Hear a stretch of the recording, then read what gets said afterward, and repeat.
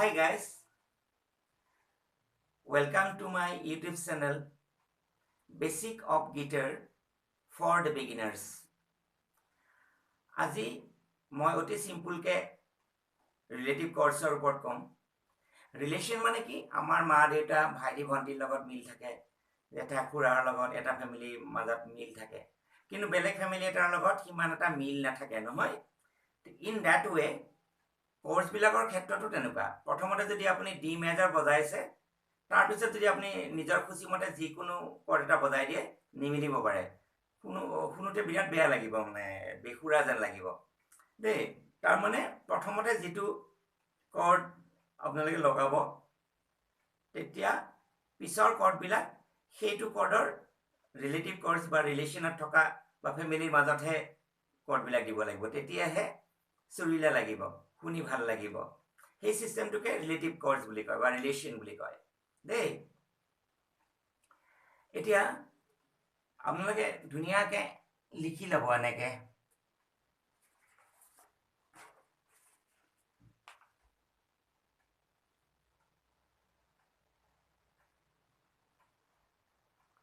এনেকৈ ধুনীয়াকৈ লিখি ল'ব। আৰু মই ইয়াৰ আগত ডি মেজৰ, জি মেজৰ আৰু এ মেজৰ কৰ্ড দিছিলোঁ মোৰ আগৰ ভিডিঅ'ত, চাই ল'ব দেই। আজি দিছোঁ A7 কৰ্ডটো, এইটো লিখি ল'ব ধুনীয়াকৈ এনেকৈ।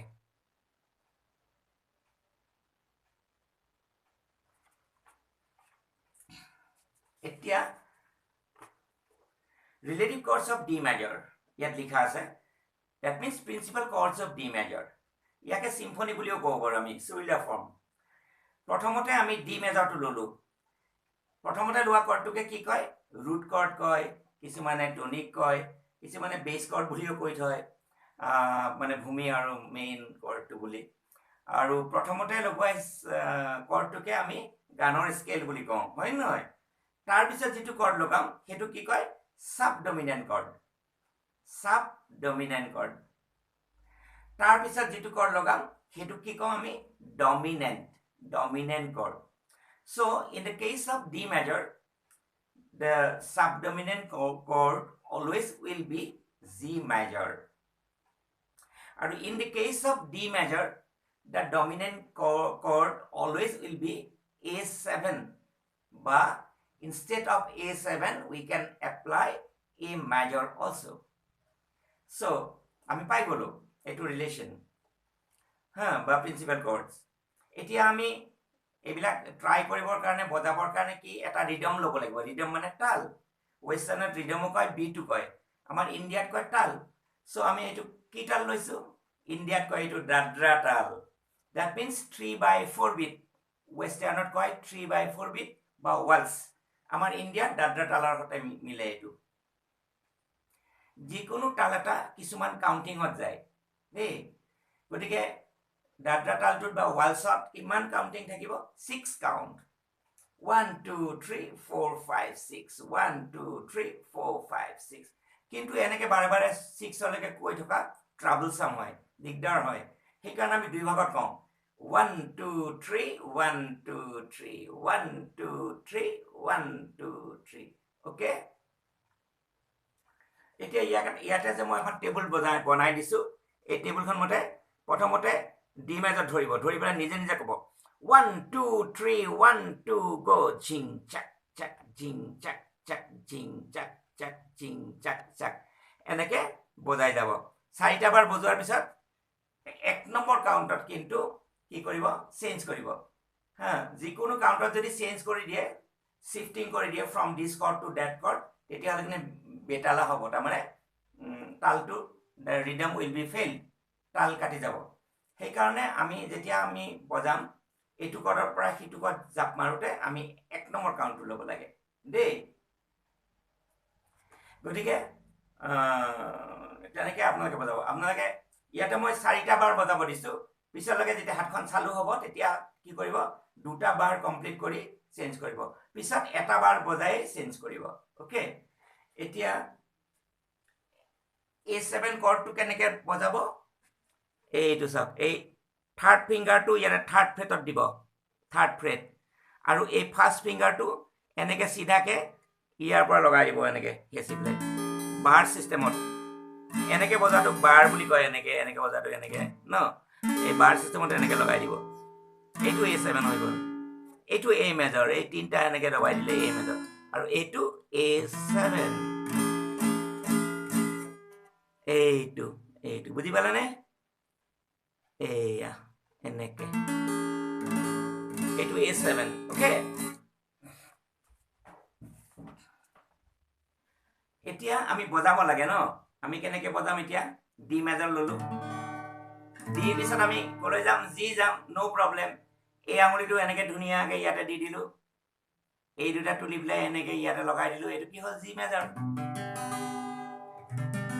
হ'ল এইবাৰ আমাক A7 লাগে কি কৰিম নো প্ৰব্লেম এই আঙুলিটো তাতে ৰাখি দিয়ক জি বজাইছিলো যে ইয়াত ৰাখি দিলো এই দুটা তুলি পেলাই এই ফাৰ্ষ্ট ফিংগাৰটোৰে এনেকৈ টিপি দিলো চিধাকৈ বাস হৈ গ'ল A7 ইমান সহজ এ লাগে নো প্ৰব্লেম এই তিনিটা আঙুলি এনেকৈ জইন কৰি পেলাই এই তিনিডাল তাৰত এনেকৈ লগাই দিলে হ'ল ছেকেণ্ড থাৰ্ড এণ্ড ফ'ৰ্থ ষ্ট্ৰিঙত ছেকেণ্ড ফ্ৰেটত দেই হৈ গ'ল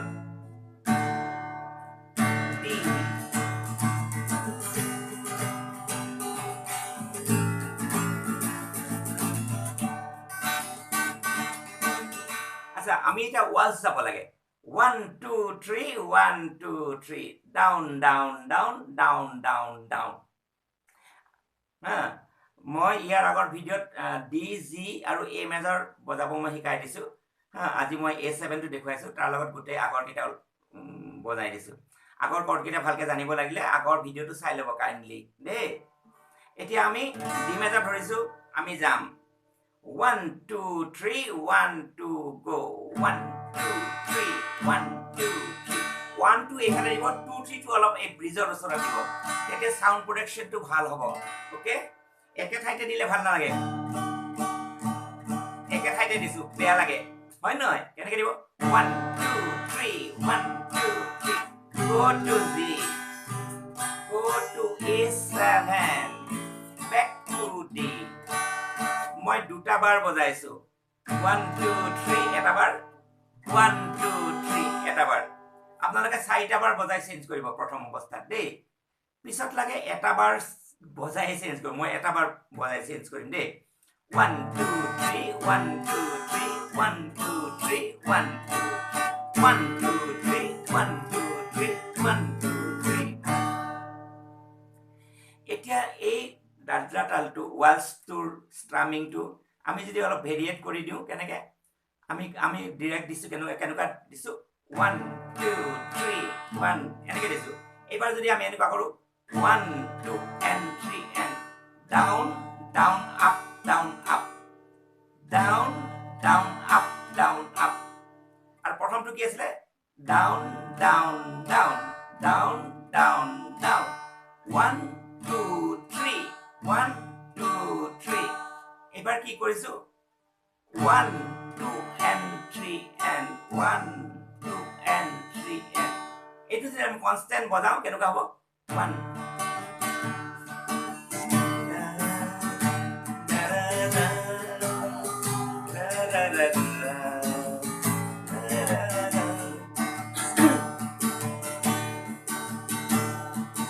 1 2 3 1 2 3 1 2 and 3 and 1 2 and 3 and 1 2 and 3 and 1 2 and 3 and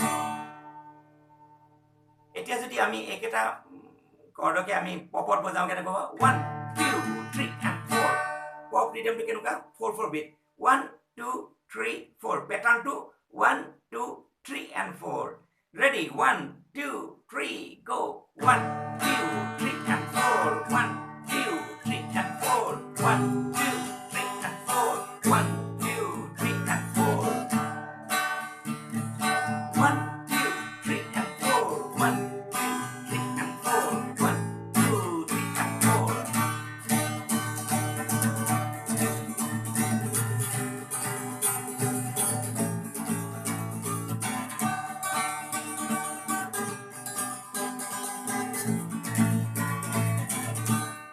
মই পিছৰ কিনি অলপ বেলেগ টাইপত দিছোঁ এইটো বাৰু পিছত মই শিকাই দিম এতিয়া নালাগে দেই এই পপটোৰ পৰাই ভেৰিয়েট হৈ পেলাই ৰক পপ টাইপত এনেকুৱা হ'ব আহিব চিক চিক চাক চিকি চিকি চিকি চাক